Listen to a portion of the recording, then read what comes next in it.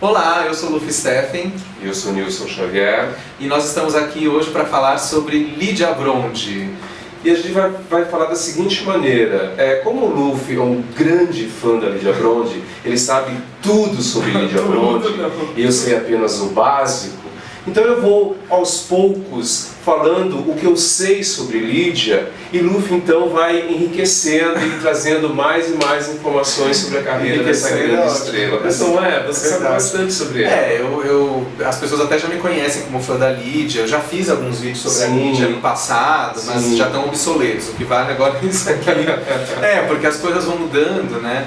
E muitos fãs na internet, né? A Lídia tem blogs dedicados a ela, páginas e páginas, enfim, é uma figura marcante. E como a gente fez também recentemente o vídeo sobre Bala Comigo, né? Onde ela foi citada, gancho, né? A gente acabou percebendo que as pessoas falavam, façam um sobre a Lídia, querendo saber mais sobre a Lídia. Inclusive teve gente que ficou ofendida, né? Que a gente falou que a Miramar era chata, mas eu falei pro internauta, falei, não, estamos falando da personagem, não da atriz. Exato, mas ele ficou maravilhoso. Parei de ver o vídeo de vocês quando vocês começaram a falar que a Miramar era chata. Mas era, né? Na verdade a Lídia fez muito bem o papel, a personagem era chata, ela fez a chata, né? A personagem era chata. Olha só, o que eu sei da Lídia, primeiro, né? Eu sei que ela é de Campinas, não sei se estou certo, eu acho que ela é de Campinas, que ela é filha de um pastor evangélico, de sobrenome Rezende, eu não sei o nome dele. É o Jonas Rezende. Jonas Rezende, na verdade exatamente. É um pastor presbiteriano, né? É presbiteriano. Eu não sei exatamente o que significa isso, porque eu não manjo muito de religiões. Mas eu sei que ele morreu, né, recentemente. Parece que ele morreu em 2017. Não sabia. Mas ele era um pastor presbiteriano que parece que teve um desempenho grande, assim, na religião, né? Eu lembro, sabe, como que eu fiquei sabendo que ela era filha desse pastor, do Jonas, porque uma vez eu assisti uma entrevista dele no programa da Leda Nagli, no Sem Censura, na TV Educativa. Mas mais recentemente? Não, nos anos 2000. Nos anos 2000. E aí ele dizia, sou pai de Lídia? Não lembro exatamente. Não lembro, mas ali eu fiquei sabendo que ele era pai da Lídia. Jonas Rezende. Pelo que eu vi na internet, ele morreu em 2017. E esse pastor... Parece que a Lídia nasceu em Campinas, como você falou. Sim. Aí logo na infância, a família se mudou para Ribeirão Preto, porque eu acho que o pai foi ser pastor da comunidade local, e depois para o Rio de Janeiro. Por isso que a Lídia já estava no Rio, na verdade ela nunca foi carioca, né? As pessoas podem achar que é por causa da Globo. Porque né? ela tinha um sotaque muito forte de carioca, mas ela parecia uma carioca. Mas porque ela foi morar no Rio com 8 anos, eu acho, 8 ou 9. Então pegou o sotaque. Então era como se fosse mesmo uma carioca. E aí o pai era pastor numa igreja presbiteriana em Ipanema, então já estava ali, né? Então é isso, mas ela é paulista mesmo. Você sabe o ano e a data do nascimento dela? Então, essa é uma coisa interessante. A Lídia nasceu em 29 de outubro, então é escorpião o signo dela, logo no começo do signo de escorpião. E só que há controvérsia sobre o ano, porque em alguns lugares aparece como 59, em outros como 60. É engraçado. Eu acho que não é 50, eu acho que ela não é 10 anos mais velha do que eu. mas acontece, ou é 59 ou é 60. Por exemplo, em alguns sites aparece como 60, em algumas revistas aparece como 59. Lídia, se você está nos ouvindo, elucide essa dúvida. Mas ela não quer mais saber, ela vai fugir da gente. Mas enfim, o fato ela nasceu em 29 de outubro, então das duas uma. Ou ela vai completar 60 anos esse ano, ou vai completar 59, né? Porque não tem outro jeito.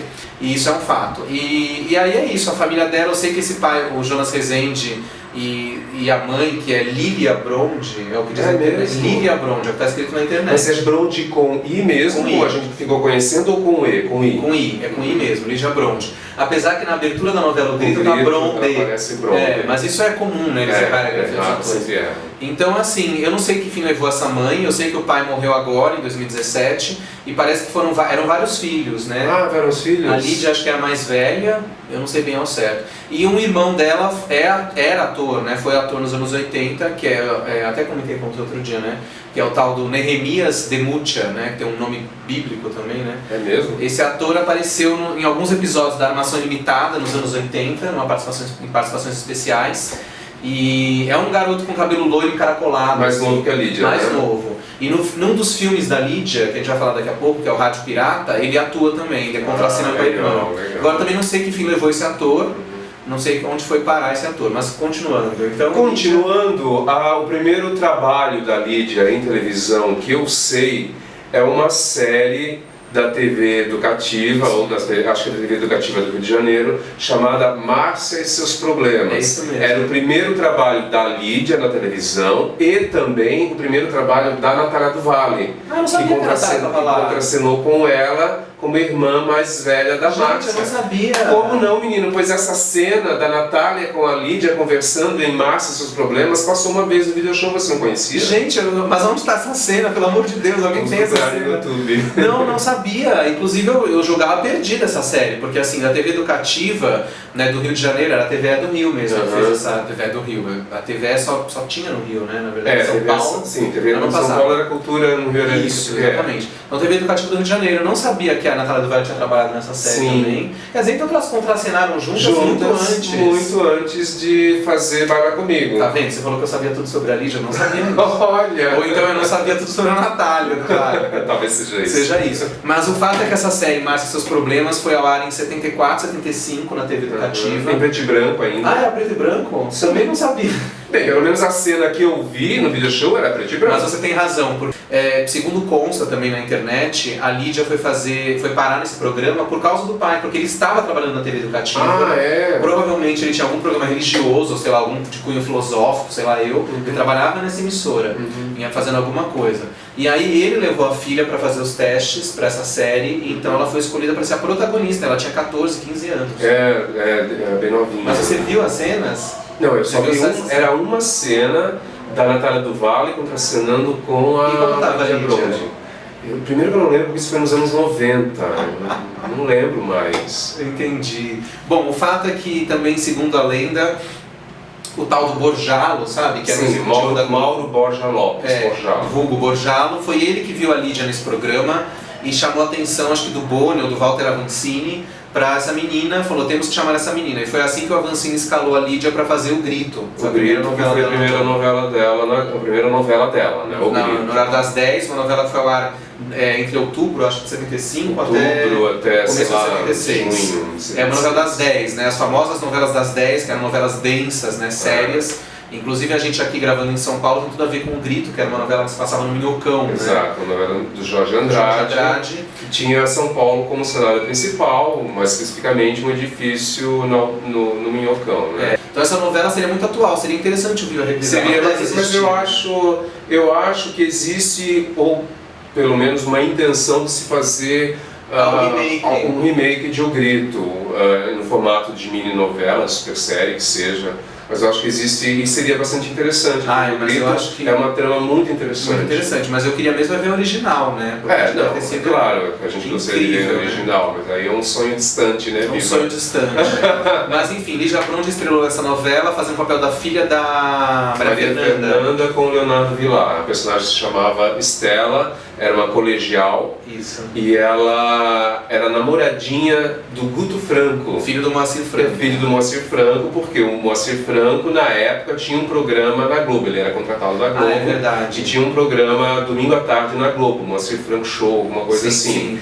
Então, O Grito foi a primeira novela de Lídia na Globo. E a segunda foi O Feijão e o Sonho, novela do Benedito Rui Barbosa. Era a primeira novela do Benedito na Globo como contratado na Globo. Eu não sabia disso. Porque antes ele havia escrito Meu Pedacinho de Chão, que não era contratado, né? Era diferente. Isso foi no início dos anos 70. Em 76, ele então foi contratado pela Globo e escreveu a novela O Feijão e o Sonho, que é baseada no romance do Orígenes Lessa. Um livro que eu li na minha adolescência também era da coleção Vagalume. Coleção Vagalume, exato. Que aliás é um outro assunto para outro vídeo. É verdade. E a Lídia fazia a filha do casal principal, que era a Cláudia Cavalcante e Nívia Maria, e irmã da Miriam Hills. E tinha também um irmão, que é um ator, que eu não vou lembrar o nome agora. Tinha um irmão mais novo, caçula, que é um ator que não seguiu carreira e eu não lembro o nome dele agora. Mas de qualquer forma a Lídia só entrava num certo momento da novela. Exato. Porque no começo o casal casa. Então, se a novela durou 3 meses, quer dizer que a Lídia ficou muito pouco tempo na novela. Porque ela surge quando os filhos já estão adolescentes. Exatamente. E na sequência ela fez outra novela das 6, que foi também, A Sombra dos Laranjais. A Sombra dos Laranjais é uma novela também dirigida pelo Erval Rossano, mesmo diretor de Feijão e o Sonho, também escrita pelo Benedito Barbosa, com o Silvano Paeso. Mas foi uma atrás da outra? Não, tem uma novela no meio. O Feijão e o Sonho, depois veio Escravizaura, depois a sequência veio A Sombra dos Laranjais, que estreou em janeiro de 77. Que é uma novela que se passa num circo, né? Tem um circo na cidade. É uma cidadezinha chamada Laranjais, e um circo chega na cidade. E a personagem da Lídia é uma menina do circo, que trabalha no circo, filha do dono do circo, que era o, se não me engano, Attila Iório, eu não vou lembrar. E o par romântico dela, acho que era Marcelo Pique, nessa novela. Não, era o Elcio Romar. Era o Elcio Romar. Então tá. Então vale falar os pares românticos da Lídia, né? A primeira novela do Grito foi o Guto Franco, como você disse. Exato. No Feijão e o Sonho, não sei se tem par romântico. Não, acho que nem teve, ela era uma menina adolescente. E A Sombra dos Laranjais, então, é o Elcio Romar. Interessante esse casal, né? E aí, na sequência, a Lídia foi escalada para o horário nobre, às 8 da noite, com o Espelho Mágico. Espelho Mágico, de Lauro César Muniz, um papel de destaque. Direção Daniel Filho. Exato, escalada pelo Daniel Filho. Ela fazia a Beatriz, a Bia. Uma adolescente insuportável. Insuportável, verdade. Uma outra chata, Uma outra chata, acho que já é um laboratório da Mira Maia. Exato. Né? E foi uma personagem que ganhou destaque na trama, porque os pais dela, que eram Juca de Oliveira e Glória Menezes, ela, uma famosa atriz de novelas, ele, um dramaturgo, eles estavam separados e ela meio que não aceitava essa separação dos pais. Ela era muito apegada ao pai, morava com a mãe e vivia brigando com a mãe por causa disso. E a mãe começa a ter um caso com o Tarcísio Meira. Ela namora o Tarcísio Meira, que também é um ator. E a Lídia não aceita esse relacionamento. Não aceita esse relacionamento, então ela é contra o namoro da mãe, era uma menina chata. Uma menina chata. E existe o agravante, né, que em determinado momento da trama, ela se interessa pelo personagem do Tony Ramos, que era um jovem ator de novelas, e ele contracena numa novela com a mãe dela, fazendo um par romântico com a Glória. Porque o Espelho Mágico é uma novela dentro da novela, né? Exato, A novela se passava nos bastidores de uma novela. Exato. Aliás, por causa disso, até a novela, o Espelho Mágico foi uma novela mal compreendida. Parece que o público não entendeu nada e a novela foi um fracasso. É outra novela que veio o podia passar. Olha quanta novela boa, novelas intelectuais que o Viva está perdendo, mas tudo bem. Em Espelho Mágico também, vale dizer que a personagem da Lídia, pelo fato dela fazer a garota rebelde, mimada e chata, isso serviu com que na próxima novela, que foi Dancing Days, o Daniel Filho cogitasse a Lídia para fazer o papel de Marisa, né, a filha chata da Júlia Matos. Só que a própria Lídia, segundo consta, né, nos anais da história, a Lídia não fez o teste, mas falou que desde o começo que não queria fazer esse papel, porque sabia que era um papel parecido com o que ela tinha feito no Espelho Mágico. Ela não queria repetir. Eu sabia que cogitava-se a Marisa para a Lídia, mas não sabia que ela não queria fazer. Numa entrevista da Sônia Braga, que tem na internet, a Sônia diz que fez os testes com Lídia Bronde, Glória Pires, Suzana Queiroz, que chegou a fazer um papel na novela, né, que fez a Leila, amiga da Marisa, e mais alguma atriz novinha que estava dando sopa na época. E aí a Lídia mesmo não queria e no fim escolheram a Glória Pires, né? Porque aí no Dancing Days a Lídia vai fazer um personagem completamente diferente, que é a Vera Lúcia, que é uma menina fofa, simpática, que todo mundo gostava. Exato. Né? Um personagem diferente da tal da Beatriz, que era uma adolescente pequena. A Verinha era tipo madura para a idade dela, era responsável. Uma menina órfã, né, que era criada pelos tios. Que era um contraponto com a personagem da Marisa, que era rica e mimada. Rica, mimada, caprichosa, uma menina insuportável. Então justamente a Lídia não quis repetir na sequência uma outra adolescente insuportável. Por isso que ela fez a Vera Lúcia. E Dancing Days, a personagem Vera Lúcia é uma personagem que todo mundo gosta, né? Todo mundo que assiste Dancing Days gosta da Verinha. É um personagem muito marcante, né? É uma novela de muitos personagens marcantes, né? É uma novela emblemática que marcou a história da TV brasileira. E a Lídia teve uma grande participação na novela. É verdade. Eu gostava muito da personagem, realmente a personagem é muito bacana. Muito legal. É uma das personagens mais legais da história. É uma das personagens mais legais. E porque ela atua diretamente com a Júlia também, né? E ela já mostrava como era boa atriz, né, Luffy? Muito boa. Nas cenas que ela contracena com a Sônia Braga, nas cenas com o próprio Lauro Corona, que também era um jovem assim. Nas cenas com o Reginaldo Faria, que ele chegou a fazer par romântico, e ele é muito mais velho que ela, pelo menos, sei lá, uns 18 anos mais velho que ela. E ela, assim, né, ela passa aquela segurança de ninfeta namorando um cara muito mais velho. Mas enfim, Dancing Days foi um grande sucesso, como todo mundo sabe, né, nem precisa dizer. Então a carreira da Lydia Bronte foi ainda mais solidificada, né? Exato. Porque ela tinha roubado a cena de certa forma no Espelho Mágico, na novela das 8. Em Dancing Days ela reforça essa posição. Exatamente. E aí ela vira uma das grandes estrelas da Globo, né? Tanto que na próxima novela também, né, na próxima das 8 que ela vai fazer, que é Os Gigantes, ela tem também um papel de destaque, uma novela do Lauro César Muniz, né? Também, novamente, ela trabalhando com o Lauro César depois do Espelho Mágico. E o que você diria sobre Os Gigantes? Bem, eu nunca vi Os Gigantes, eu era Viva, criança, mais uma novela. Eu era muito criança quando passou. A única coisa que eu sei é que a personagem dela se chamava Renata, ela chega na cidade, Os Gigantes se passam numa cidade pequena chamada Pilar, no interior de São Paulo. Isso. Ela chega em Pilar com o namorado dela, que é o Polaco, o personagem do Dr. Lauro Corona, e ele é um repórter que vai fazer uma matéria sobre um caso de eutanásia, que a personagem da Dina Sfati, a protagonista, a Paloma, havia sido acusada, né? Corria um processo ali em cima dela, e ele então chega à cidadezinha para fazer uma reportagem sobre isso, e ele fica. E ela também vai ficando. Só que eles se separam. Se separam porque aí ela se envolve com o personagem do Tarcísio Meira, ela fica muito amiga da Paloma, aí tem essa coisa de suspeitar, essa coisa que a gente vai falar da relação homossexual, uma relação lésbica. Né? A novela Os Gigantes foi marcada por várias polêmicas. Sim. Né? A questão da eutanásia, uma novela muito problemática, até hoje é considerada uma das novelas mais problemáticas da história da Globo. Por isso que a Globo nunca reprisou e o Viva pelo jeito também não vai reprisar, né? O que também é uma pena, o Viva podia reprisar Os Gigantes. Mas enfim, a eutanásia até hoje é um assunto polêmico, né? Acho que nenhuma novela mais se atreveu a falar de eutanásia depois dos Gigantes. Não sei. Os Gigantes teve muitos temas polêmicos e uma dessas tramas, supostamente, aí o Lauro César Muniz que poderia falar pra gente se realmente aconteceu isso. Se o Lauro César estiver vendo a gente, é o momento. Mas o fato é que diz a lenda que em um certo momento o Lauro César insinuou uma relação lésbica entre o personagem da Lydia Bronte, a tal da Renata, veterinária, que era veterinária, e a Dina Sfati, a Paloma, que era uma jornalista veterana e que tinha rolado toda essa história da eutanásia. Mas a gente não tem certeza se isso aconteceu. O fato é que, óbvio que se ele insinuou, foi uma coisa bem sutil, né? Foi sutil porque... E morreu ali mesmo, morreu, né? Então não desenvolveu o caso. Não pôde levar adiante. O fato é que no final da história, a Lídia se envolvendo com o personagem do Tarcísio Meira, que era um dos pares românticos também da Dina, né? Exato. A Dina tinha dois pares românticos, né? O Tarcísio Meira e o Francisco Coco. Exato. Como ela morre no final, né? Ela meio que se mata, então o Francisco Coco termina a novela com a Vera Fischer e o Tarcísio Meira com a Lydia Bronte. Então ela termina com o Tarcísio. Então é curioso como alguns atores, a Lídia trabalhou bastante, como Reginaldo Faria, Lauro Corona e Tarcísio Meira, né? Contracenou várias vezes com esses atores, tanto no cinema como na televisão. E nessa época, no livro do Marcelo Rubens Paiva, Feliz Ano Velho, sabe? E quando o Marcelo Rubens Paiva sofreu o famoso acidente, né, que deixou ele paraplégico, ele ficou internado, né, meses no hospital até começar o processo de recuperação. E aí ele conta no livro dele que um dos passatempos dele no hospital era assistir a novela Os Gigantes. É mesmo? Que passava naquele momento, porque o acidente dele foi no final de 79, ele passou o Réveillon na cama. E passava Os Gigantes. A novela Os Gigantes ela foi ao ar, acho que entre agosto de 79 até fevereiro de 80. Né? Então ele viu a novela Os Gigantes e ele diz no livro que um dos prazeres era ver a novela porque tinha a Lydia Bronte, que era que já era um crush dele. Né? E depois de Os Gigantes, a Lídia cai em Baila Comigo.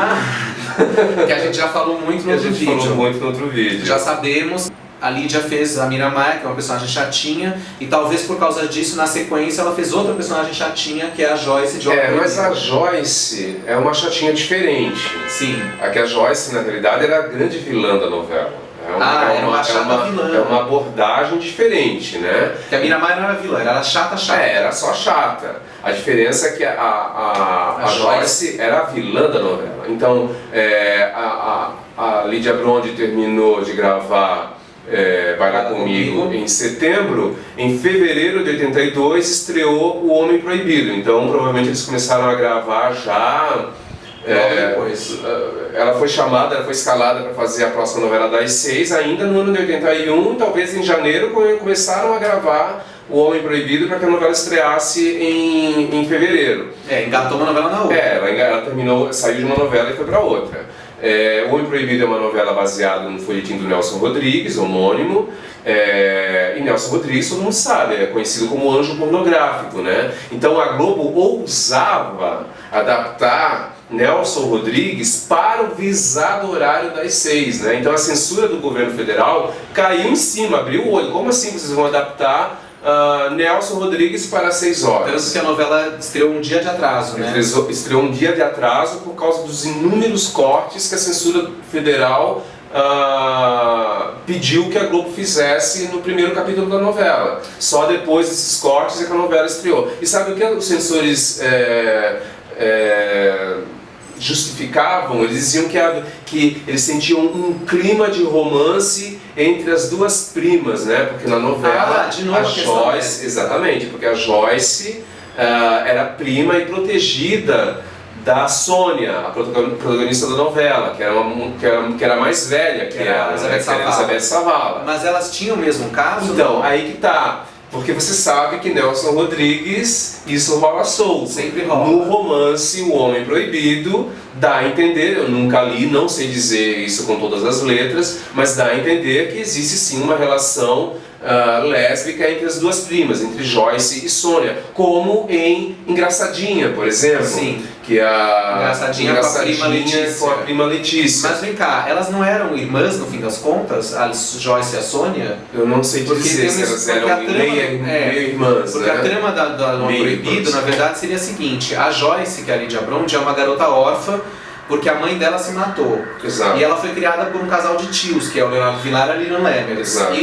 E esses tios tinham uma filha que é a Sônia. Exato. Só que parece que no passado, o que aconteceu? A mãe da Joyce teve um caso com o Leonardo Vilar. Então a Joyce também é filha do homem, ou seja, por isso ela seria irmã da Sônia e não prima. Pode ser, não sei dizer. Eu sei que elas disputam o mesmo homem, que é o personagem do Davi Cardoso. Que é o tal Homem Proibido. Que é o Homem Proibido. A Lídia é uma vilãzinha, né, que faz várias trapaças pra ficar com ele. No final da novela, a novela termina com o casamento da Sônia com o Homem Proibido e da Joyce com o personagem do Edson Celulari. Carlos. Só que eles estão, né, você já viu essa cena, né? Eles estão no altar. Sim. E a Joyce e o Davi Cardoso trocam olhares significativos, ela com aquela cara de vilãzinha ainda, e a prima percebe e fica incomodada, porque percebe que a história não acabou. Exato. Não deu certo. Ela casou, mas eles vão continuar fazendo alguma coisa por baixo do pano. A novela, no último capítulo, às 6 da tarde, ousou terminar desse jeito. Que maravilha. Né? Ou seja, o adultério continuaria, né? Isso é muito, muito incrível. Né? Mas na verdade, apesar de toda a expectativa sobre a novela, sobre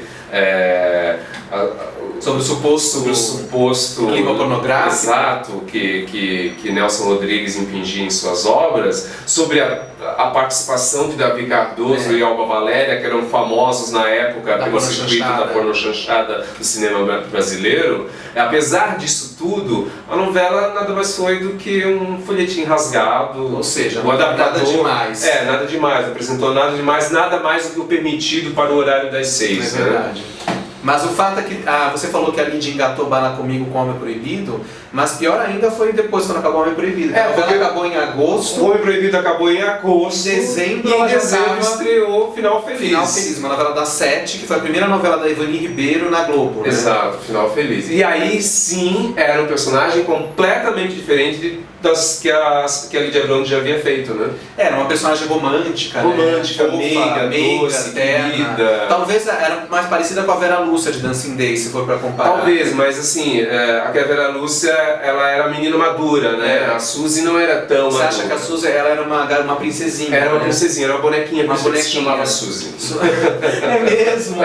Você nunca associou? Eu nunca fiz essa associação. Por isso que ela era Suzy. É era uma bonequinha. E ela era uma bonequinha. Ela usava lacinho no cabelo, sainha com babadinho. Em contrapartida com a irmã, que era a Débora. Exato.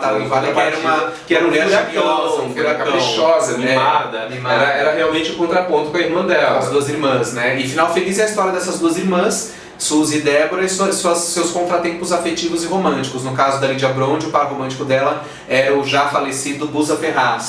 Um ator bonitão, charmosão, que fez vários papéis incríveis. Que fazia o Paulo, né? Que trabalhava no zoológico, né? Era veterinário no zoológico e descobre que tem uma doença, que tem pouco tempo de vida. Que na verdade é um engano, né? Que era um engano. Ele pensa que vai morrer mas o exame dele foi trocado. E foi um sucesso essa novela, Final Feliz, né? Uma novela que marcou a época. Saudade que eu tenho de Final Outra Feliz. novela, gente. mas o Final Feliz, de todas que a gente falou, é talvez a com mais chances de passar no Viva, porque o canal já aventou essa hipótese, né? Então, o canal Viva, atenção, Final Feliz. Tem um Final Feliz para os internautas e para os espectadores. E aí depois de Final Feliz ela deu um tempo, né? Não, depois ela entrou em Transas e Caretas. Então, mas ela é que aí acabou dando tempo porque ela engravidou. Ah, então. Na verdade, depois de Final Feliz, a Lídia, ela estava então no horário das 7, né? Então, daí ela deu um tempo, que foi a novela Guerra dos Sexos, que entrou no ar, e aí ela entrou na novela seguinte das 7, que é Transas e Caretas, do Lauro César Muniz, Também, novamente ela com ele, né? Só que ela acabou ficando só no começo, né? Porque ela engravidou e saiu da trama. Você sabe mais sobre isso?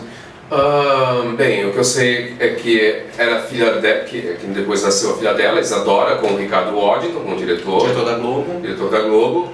E o que eu sei é que eu lembro de Transas e Caretas, que era uma novela que eu gostava bastante. A Lídia ficou pelo menos metade da novela. Ah, ficou bastante. Foi, ficou pelo menos 3 meses. Eu achei que ela tinha saído assim depois de 2 meses. Não, uns 3 meses ela ficou. A Luciana, que era a personagem dela, era uma das amigas do personagem do José Wilker, que era o Thiago. Mas ela gostava dele. Só que assim, ele era aquele cara modernão mulherengo que se envolvia com as mulheres, mas não queria compromisso com nenhuma. Então, tipo, eles transavam. O Transas e Caretas era essas. Eles transavam. Então era um namoro, era uma amizade colorida, né? E essa novela, então, a Lídia trabalhou com a Natália do Vale várias vezes. Então, como você falou, Basta Seus Problemas, depois Barra Comigo, Final Feliz e Transas e Caretas.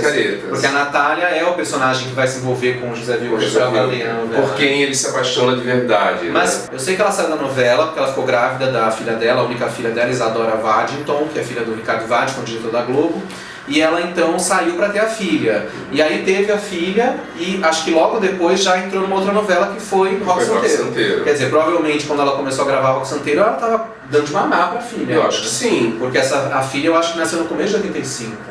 Então a Lídia começou a gravar Rock Santeiro, a menina tinha 5 meses, sei lá, 4 meses. Sim. Alguma coisa assim. Sim.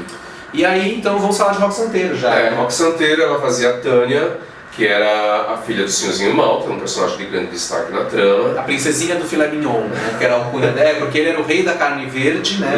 Isso. E ela era a princesinha do filé mignon, né? E era uma garota assim, questionadora, uma garota rebelde de gênio forte.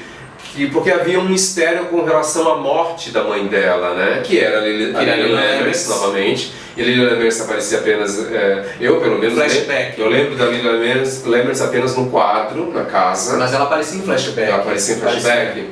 Ok. Então o problema da Tânia, da personagem, era esse, porque ela cobrava, ela acusava, né? Ela não tinha provas, mas ela sabia que o pai tinha alguma coisa a ver com a morte da mãe. Mas ela achava que o pai tinha matado a mãe. Eita! No começo ela acha isso. Ela exige que o delegado Feijó, reabra o inquérito, porque ela e a avó, que é a dona Marcelina, mãe da Margarida, né, que é a Margarida, que era uma megera. Elas acreditavam que o senhorzinho tinha matado a esposa para poder ficar a sós com a Porcina. Só que ao longo da novela fica provado que na verdade ele não matou, a mulher se suicidou, né? De qualquer forma, sobre a Lilian, a gente já falou isso acho que no Baila Comigo, mas a Lídia também trabalhou muito com a Lilian, né? No Baila Comigo, grandes amigas, Homem Proibido, Final Feliz e Rock Santeiro, embora em Rock elas não contracenaram. Sim. Mas a Tânia, que é o personagem da Lídia Bron de Rock Santeiro, era uma rebelde diferente das rebeldes que ela fez, das chatinhas que ela tinha feito. A Tânia porque ela não era chata, era uma personagem bacana. E ela era uma personagem passional, ela era emocionante, né? Ela se emocionava, né? Tudo pra ela era uma personagem forte, né? Era uma personagem forte, exatamente. Acho que esse é o melhor. Na verdade, os personagens com quem a Tânia se envolve são Roberto Matias e o Padre Albano. Mas tem uma hora que parece que esboçam uma coisa dela com o próprio Rock, mas não vinga essa história. E também com o João Ligeiro. Eu cheguei a pensar em João Ligeiro, mas não, o que ficou marcado mesmo foi Roberto Matias e o Padre Albano. E depois o Padre Albano, que virou uma das grandes polêmicas da novela. O Padre Albano deve abandonar a igreja para ficar com Tânia, ou fica com a Martina. E aquela cena final, né? Que os dois passam a noite na fazenda. Eles transaram. Mas não mostrou nada deles. Mas supõe-se que a única transa deles, eles já tinham transado? Não sei. Eu acho que era a única. Coitada da Tânia, só uma vez ela transou com o Padre Mas Albano. imagina, o Roberto Matias pegou ela todo dia. Não, mas o Padre Albano foi uma vez só que ela transou. Foi. E o Cláudio Cavalcante... E ele se esquiva dela, né? No dia seguinte, eles Não, mas ficou... A fazenda. novela, embora a época ainda existia censura, Sim, né, existia. acabando a censura, mas ainda tinha. Tinha. Mas ficou bem claro no último capítulo, eles chegam nessa casa, que era uma casa longe da fazenda da Tânia, que era uma casa da família dela, que ela chega com ele lá e fala assim, eu preparei a casa toda pra gente passar a noite aqui, a gente vai ficar sozinho aqui, quer dizer, fica bem claro que eles pensaram. Aí acontece um escurecimento, né, o sol se põe, e de manhã o sol nasce, e ela já tá na varanda de roupa, se fosse hoje, claro que ela estaria de roupa enrolada na toalha, né? Seria na cama. Na cama, mas como não era, ela tá na varanda de roupa e tudo. Não, ele é que já tá lá, vestido, e ela chega e chama ele. Isso. E é aí que ele diz pra ela que não pode ficar com ela, porque a igreja não permite, ele prefere ficar com a igreja. E aí a igreja, mas né, foi lá e papou ela antes, né? E a Tânia, coitadinha, termina num final infeliz, né? Ela sai pra cavalgar com o pai, termina chorando, um final triste pra personagem. Que uma cena que a Lídia fez muito bem. Mas enfim, depois de Rock Santeiro, aí sim acontece uma pequena mudança. Uma reviravolta na carreira, praticamente. Porque de repente... Porque o José Wilker é contratado pela TV Manchete. Você ouviu o que ele levou lá? Sim, calma. Sabia. O José Wilker é contratado pela TV Manchete para ser o diretor artístico da Manchete. Nós estamos falando de 1986 para 87. É verdade. E o Wilker, então, promove uma verdadeira debandada de atores da Globo para a Manchete. Então ele leva pessoas para a Manchete. Já estava lá a Maite Proença, se bem que a Maite... não é que já estava. Não, já estava sim. Maite Proença fez Dona Beija em 86. É que o Erval Rossano O Erval Rossano é que era o diretor artístico da Manchete, ele que fez Dona Beija. Ele já havia levado alguns atores da Globo, verdade. Porque a Dona Beija é cheia de estrelas da Globo. Principalmente, né? Os que acabaram de trabalhar com o Erval em Agatha Romeu. E aí o Erval Rossano então saiu da Manchete, a Manchete contratou o Wilker levou Lídia Bronde, Paulo Betti, Célia Santos, Cristiano Torlone, Reginaldo Faria. E aí surge a novela Corpo Santo, que o Viva também... o Viva não vai reprisar pela TV Manchete. Mas então o Silvio Santos podia reprisar, porque o Silvio Santos não comprou a cena da Manchete. Será que existe Corpo Santo? Corpo Santo existe na internet, abaixo do pano, mas existe. Mas Corpo Santo era uma novela ousadíssima para a época, em 87, há 30 anos. Uma novela, é praticamente um filme policial, a novela, tanto que o roteiro é do José Louzeiro, né? Famoso roteirista de cinema, fez roteiro de Pichote e outros filmes policiais brasileiros, morreu recentemente também o Louzeiro, né? E a novela Corpo Santo era uma novela barra pesada sobre o tráfico, o crime, né, no Rio de Janeiro. Era no Rio de Janeiro ou em São Paulo? Era no Rio de Janeiro. E a Lídia? A Lídia fazia o papel de Bárbara Diniz, uma repórter policial que queria investigar os crimes do Esquadrão da Morte, do tráfico, Então era uma personagem que se envolvia com a bandidagem, porque ela corria perigo de vida, né? Porque ela era uma repórter que era combativa, né? Não era uma repórter como depois ela fez em Vale Tudo a Solange Duprat, que é uma editora de modas, sim, né? Diferente. Então ela era uma repórter policial. Mas ela sai antes do fim da novela, né? Morte? Não, quem morre é Cristiano Torlone. É Cristiano Torlone que sai. Eu acho que a Lídia fica até o final.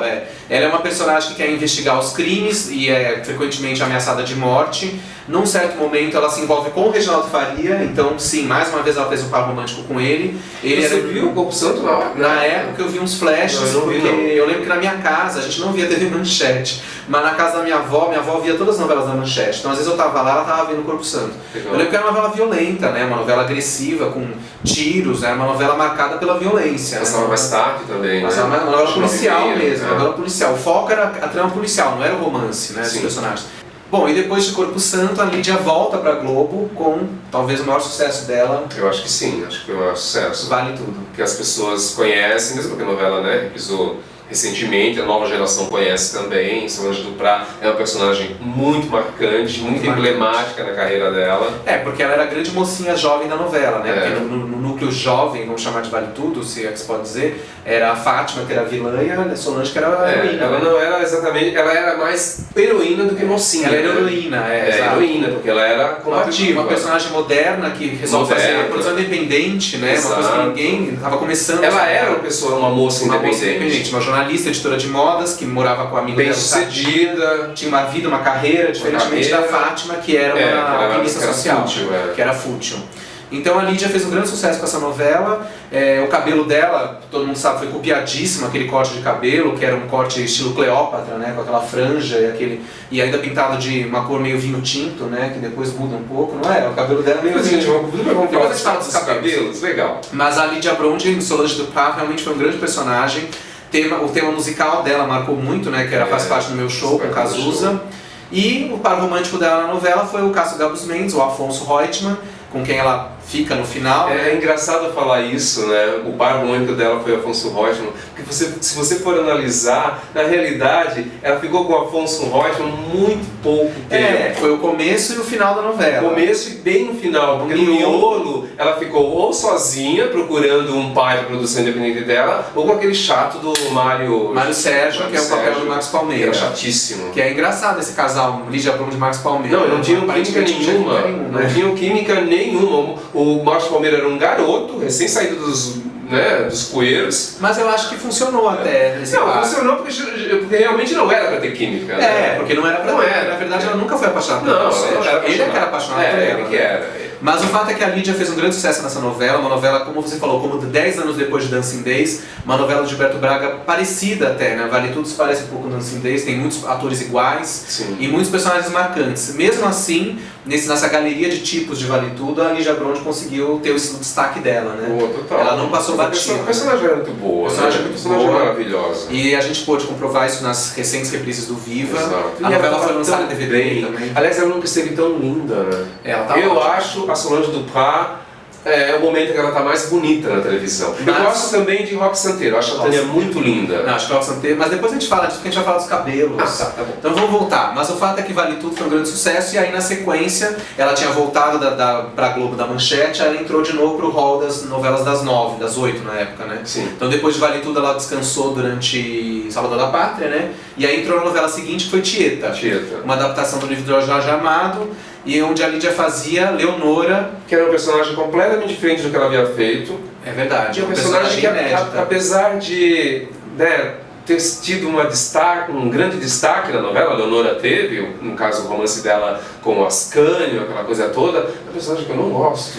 Eu gosto, mas eu acho que ela foi ofuscada porque no caso de Tieta, os tipos caricatos roubaram a cena. É verdade. Era muita gente ela tinha um visual romântico, né? Com arzinho de pérola, quinho no cabelo, sainha. Ela era meio princesinha às avessas, porque era uma prostituta. Porque na verdade era prostituta. Então talvez o fato da caracterização dela como princesinha romântica fosse justamente para contrapor o que ela de fato era, que era uma prostituta. E a personagem era uma personagem romântica, e na verdade essa personagem destoava do resto da novela, que era uma novela quase escolhida pelo Sr. Raimundo, né? Com um monte de gente fazendo tipos engraçados. Então você tinha Perpétua, Timóteo, eu não gostava, pra falar a verdade, Modesto Pires. Acho que eu não gostava do casal Leonora e Ascânio também, acho que não tinha muito a ver. Talvez também. O Ascânio era meio Ascânio asqueroso. O que eu acho um pouco também é que a Lídia talvez estivesse ficando um pouco velha já para fazer Leonora. Talvez tivesse que ser uma atriz mais jovem. Talvez fosse. Porque a Lídia já estava começando, estava chegando nos 30 anos e... Não, já tinha 30. Ou estava fazendo 30 e aí escalaram ela com um papel que podia ser uma garota mais jovem, né? Talvez. E então talvez a personagem tenha ficado perdida um pouco. Mas mesmo assim eu acho que a Lídia fez um belo trabalho. Fez um belo trabalho, claro, lógico. Tem muitas cenas dela chorando ao som do Fantasma da Ópera. Aquela música gravada por Emílio Santiago e a Verônica Sabino. E uma coisa que eu gosto na personagem é que ela fumava, né? Às vezes ela fumava cigarro dentro de casa, assim, de madrugada ela ficava fumando, chorando. Ela fumava, a Leonora. Fumando e chorando. Essa cena que ela chora, que ela tá de camisola. Uma cena que é longa, que ela aparece de camisola na sala, tá todo mundo dormindo lá na casa onde elas estão hospedadas, e ela fica numa poltrona fumando e chorando ao som da música tema, né, dela. Que era essa música do E depois veio Meu Bem, Meu Mal. Aí foi o que é Meu Bem, Meu Mal na carreira da Lídia Bronte? Não, o canto de cisne também, não é à toa, porque então, de novo o erro foi dar um personagem ela já estava velha demais pra fazer aquele personagem. O personagem fazendo um par romântico com o Fábio Assunção, que esse sim havia acabado de sair dos coelhos. Era um garotinho, aquela cara de garotinho, e ela já trintona, não tinha nada a ver. Foi a pior escalação da Lídia. Foi a pior escalação da Lídia. Sem falar do cabelo, que a gente já falou depois. A pior caracterização também, né? Pior figurino, pior cabelo. Enfim, foi o pior momento da Lídia e não foi culpa dela. Que jogaram. E a personagem era muito ruim, meu Deus do céu. A personagem só serviu para aquele primeiro momento, para aquele início de trama que era a vingança contra a Isadora Venturini, que a mãe dela, no caso a Nívia Maria, queria fazer contra a Isadora, porque na cabeça dela a Isadora havia humilhado a Fernanda, de fato humilhou, mas enfim, a Fernanda ficou totalmente sem função por boa parte da novela. Na verdade, nessa novela não havia um papel decente para Lídia. O único papel que a Lídia poderia fazer, se fosse para trocar ela de lugar, seria o Patrícia. Não, mas a Patrícia estava velha. A Patrícia era uma garota. Não. A Lídia poderia fazer o papel da Isis de Oliveira, a Madame Mimi lá, talvez fosse o... Não, mas eu acho que aí já era um pouco de too much, né? Ela já era velha demais. Não tinha papel pra Lídia aí. Não tinha papel pra Lídia. A verdade é essa, foi um erro colocar a Lídia nesse papel. Tenho dito. Agora, o fato foi que, talvez por isso, a Lídia realmente se desiludiu com a carreira e nunca mais ela apareceu. Eu não acho que a Lídia se desiludiu com a carreira por causa de Meu Bem, Meu Mal. Eu acho que foi um processo. Acho que isso é um processo, né, gente? Porque, pelo amor de Deus. Não, claro, tô brincando. A Lídia, depois ela falou sobre isso. Ela já vinha de um processo que ela já não queria mais trabalhar como atriz, né?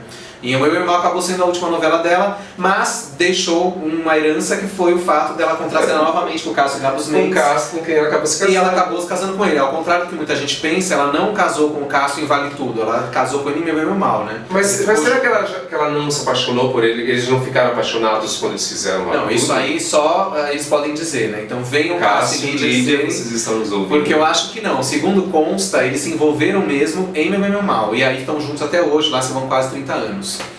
Enfim, essa foi a carreira de Lídia nas novelas da Globo. Foram 15 novelas, né? 15, não sei, não contei. 15 novelas em quanto tempo? Em 16 anos, 15, 16 anos. Ou seja, praticamente uma novela por ano, na média. Sendo que dessas 15 novelas, 14 na Globo e uma na Manchete. Sim. Vale lembrar também que a Lídia fez alguns trabalhos interessantes na Globo que não são novelas, né? Ela participou do Cira da Cirandinha, aquele seriado que a Globo produziu em 78. Ela fez um episódio num papel de uma garota chamada Lídia. E curiosamente, uma personagem que não fala o episódio inteiro.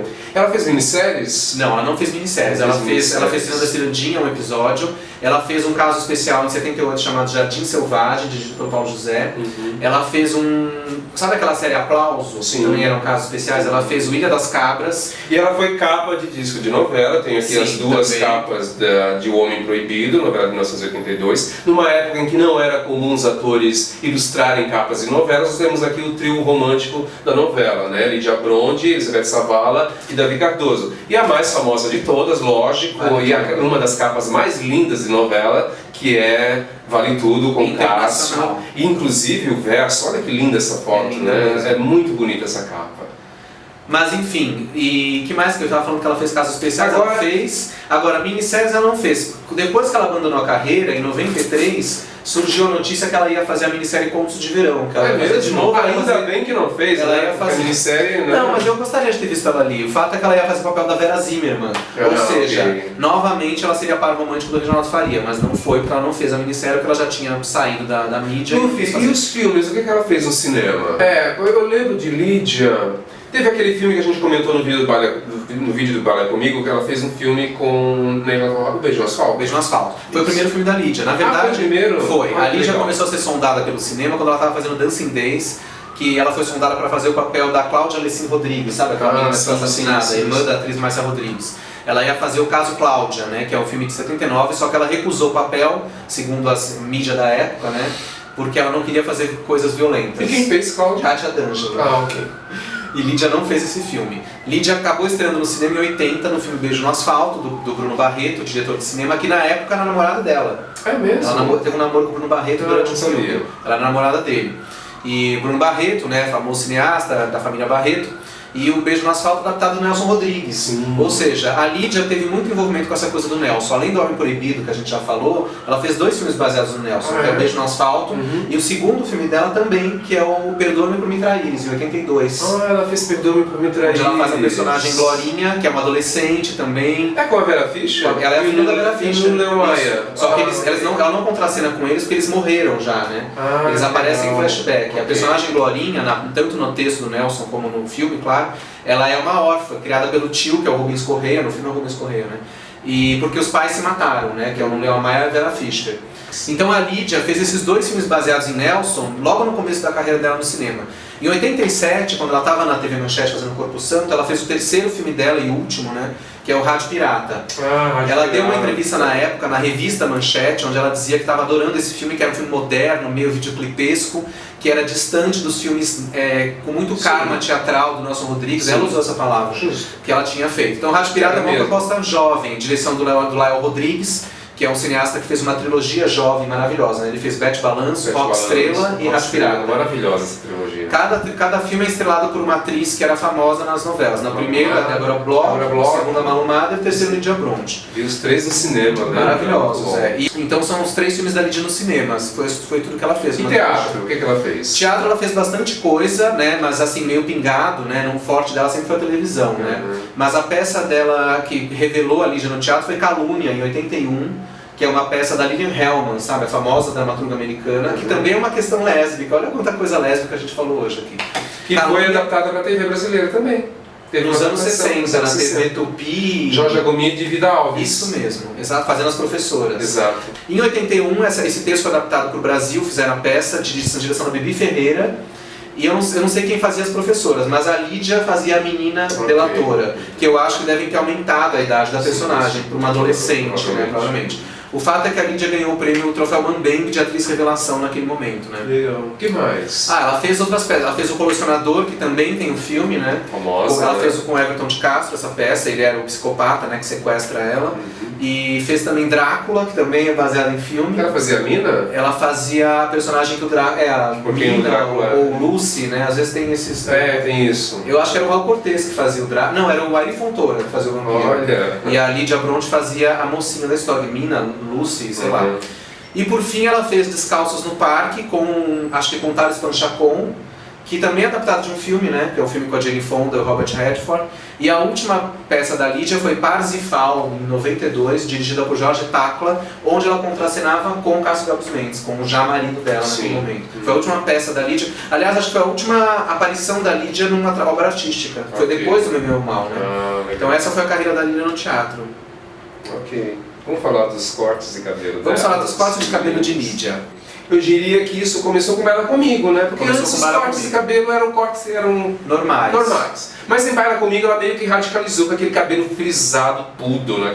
Que é um cabelo, esse cabelo tem um nome de suporte. Suporte? Segundo os especialistas em cabelo, chama suporte, que consiste em quê? Você faz um rabo de cavalo e faz a permanente só no rabo. Aí quando você solta fica assim, porque aquela parte tá lisa, entendeu? Você não viu? Era uma franja lisa e aqui é um poodle. Por quê? Então era assim. É assim que é feito. É um rabo de cavalo, você faz a permanente só no rabo. Aí na hora que você solta fica aquilo, que é o rabo solto, entendeu? O resto ficou liso. Depois, o Rock Santeiro, aquele cabelo dela, de certa forma, não, foi uma moda. Aquele cabelo de Rock Santeiro era a moda da época. Lisa, era um cabelo repicado, era um cabelo tipo mullet mesmo, né? Porque era liso aqui no lado, atrás e repicado em cima. As meninas todas usavam, era bonito. A Malu Mader usou o mesmo cabelo em Tititi na época. Era o cabelo repicado. Que deu moda. Depois, Dança Vale Tudo, que a gente já falou. Em Tieta o cabelo dela não virou moda, né? Era um cabelo meio básico. Cabelo básico. Mas em Vale Tudo, você falou, né? Era um cabelo com inspiração oriental, né? Sim. Que era a moda oriental, teve muito em voga na década de 80. Tanto né? que a própria Cleópatra é uma figura do Oriente, né? Então, esse também, corte Cleópatra. também. E além do corte, ela usava uns pauzinhos japoneses. Sim, né? tinha uns pauzinhos, exatamente. O figurino dela também, né? Era uma coisa com ombreira. Tudo isso é inspiração oriental. É verdade. A década de 80 foi muito baseada nisso na moda, né? É verdade. E a cor era um cobre, né? Era um ruivo. Um ruivo acobreado. Acobreado, exatamente. Não, o cabelo dela que fez mais sucesso é óbvio que é o do Vale Tudo. Mas a Lídia sempre lançou moda, né? Sempre foi uma figura popular, né, nas novelas. Sim, Então as sim. coisas que ela fazia viraram moda. E quando chegou Meu Bem, Meu Mal, é claro Não que... deu certo. Não é que não deu certo. Eu não acho que não deu certo aquele corte Joãozinho dela. Na verdade, o corte era uma referência à personagem da Demi Moore no filme Ghost, que estava em evidência em 1990, estava fazendo o maior sucesso nos cinemas. O corte da Lydia Brond lembra muito o corte da... Só que o problema é que a Demi Moore no Ghost era uma mulher moderna, era Não, uma a escultora. diferença não, o problema não é o corte, É o de cabelo, conjunto. é o conjunto É. todo. Por quê? Porque a Lídia, ela era uma garota do subúrbio que morava no Belenzinho, era considerada brega, usava umas roupas muito Ela só usava feias. calça jeans feia e camiseta largadona. Exato, era horrível, era um figurino muito feio. Então aquele Não, corte realmente. dela não combinava com o figurino dela e não combinava com a personagem também. Foi Então, péssimo. imagina aquele corte, Lydia Brond com o cabelo Joãozinho, usando um figurino Solange Duprat. É uma outra coisa, entendeu? É uma outra proposta. É Então eu verdade. acho que não funcionou exatamente porque a personagem já não funcionava, a personagem já era tudo errado. Se o Cassiano tivesse criado um personagem pra ela que fosse uma designer de moda da Venturini, tipo uma Mila Moreira. Não, a Mila Moreira novela. usava os figurinos maravilhosos, aí a Isadora seria incrível, Venturini usava figurinos. Aí a Lídia usava poderia, Rabanne. mas é que aí ia ficar um personagem talvez muito parecido Não, com a Solange é. Duprat, né? É. Enfim, o fato é que sobre cabelos da Lídia é isso. Aliás, falando em revista, só para encerrar o assunto de revistas de Lídia, como eu falei, tem a Playboy da Lídia, que a minha infelizmente está sem capa, mas é a revista especial da Lídia, que tem as fotos da carreira dela, e depois ela nua, né, no famoso ensaio. Vale lembrar que a Lídia já tinha sido capa da Playboy em 80, em julho de 80, só que ela não está nua aqui dentro, então para as pessoas não confundirem, na verdade a estrela nua aqui é a Angelina Muniz, que não tá na capa. Na capa tá a Lídia e dentro tem apenas um perfil da Lídia, Olha só que enganação. que ela tava no auge do sucesso depois de Os Gigantes e ela tava filmando o Beijo no Asfalto. Tanto que eles falam aqui na revista que a entrevista foi feita nos intervalos das filmagens de Beijo no Asfalto. Enfim, o fato é que Lídia é nossa musa e como eu já falei em outras matérias, eu acho que a Lídia é a Greta Garbo brasileira, né? Porque ela foi a I want to be I alone. want to be alone. Ela saiu mesmo e até hoje ela é requisitada e ela solenemente nega, né? Porque muitas dessas divas dos anos 70 e 80 voltaram em novelas da Record, né? A Lídia E a Lídia não faz volta. o que hoje? É psicóloga em São Paulo mesmo? Psicóloga em São Paulo, casada com Cássio Gabos. Nossa, ela mora aqui perto ainda, deve morar aqui nos Jardins. Ela mora aqui? Não é nos Jardins que ela mora? Então vamos parar esse vídeo e tomar um café na casa da Lídia. A gente Vamos lá. conta tudo pra vocês depois no próximo vídeo. Beijo, gente, até a próxima. Até, tchau.